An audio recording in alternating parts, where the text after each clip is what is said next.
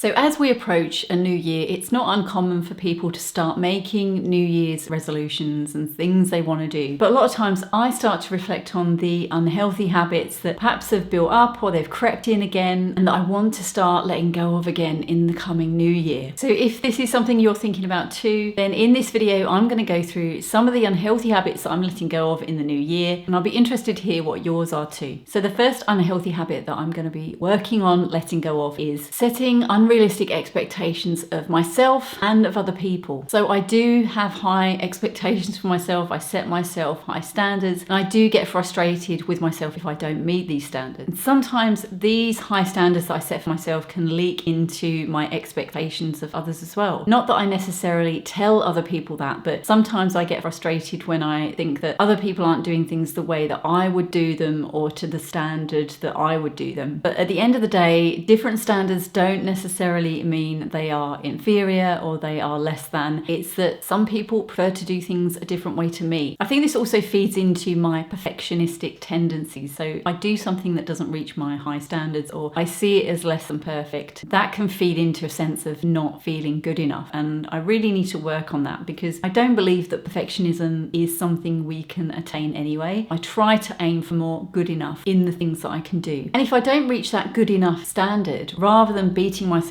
up over it, I want to start thinking more about, okay, I didn't get to that standard this time. What could I do next time that will help me get to that good enough place? And this links in with unhealthy habit number 2, and that is being derogatory to myself. So I do have a bit of sort of self-deprecating humor, but sometimes I think I put myself down in front of others because I don't always feel comfortable if someone's paying me a compliment or they're saying nice things about me. I tend to kind of minimize it by making a kind of derogatory comment in a jokey way, and sometimes I think that can be funny, but also I think I need to reduce the times that I'm doing that, because what I'm actually doing is not accepting that person's compliment. You know, when someone's going out of their way to say something nice to us, we need to try and accept that, because when we're minimizing it, the other person might find that a bit insulting, but also for me anyway, it's really powerful for me when I do accept someone's compliment. It feels good. It also feels really uncomfortable, I have to be honest, but if I get into the habit of accepting it, I think it will become a lot easier. Unhealthy habit number 3 that I need to let go of is not resting when I really need to. I think I'm quite good at listening to my body and mind when I'm feeling tired and when I need to take a break, but listening to it and then acting on that are two different things. And sometimes, even though I might feel tired, I still push on through believing that I just need to get this thing done and then I'll rest. Then that never happens. So what I need to be doing is not only listening to my body and mind, but then taking action which reflects my ability to care for myself. And I am getting better at this as time goes on. I'm not a very good patient when I'm not feeling 100%. I do try and ignore it, thinking that I just need to get on with things. But what I need to do more of is just have a night off. And I guess this ties in with the high standards I set for myself. So hopefully when I start sort of letting go those high standards, this can also help with me getting rest and breaks when I really need them. Unhealthy habit number 4 that I want to start letting go of is not sharing how I feel. Now, I've worked in mental health since 2008, so I wouldn't blame you for assuming that I should not have any problems in talking about how I feel, but I do struggle with that sometimes. I really have to trust the person that I'm talking to. In the past, I have shared how I feel, and sometimes the other person hasn't responded in a way that's very helpful. So I have very few people that I will actually speak to about how I feel. What I need to do really is not hold on to those feelings, because the longer I bottle them up, the worse I feel. And actually, when I do talk to people, even though I have some initial fears, I do feel better afterwards. I think sometimes if we've gone through experiences where it's left us mistrustful of others, it can feel like taking a big risk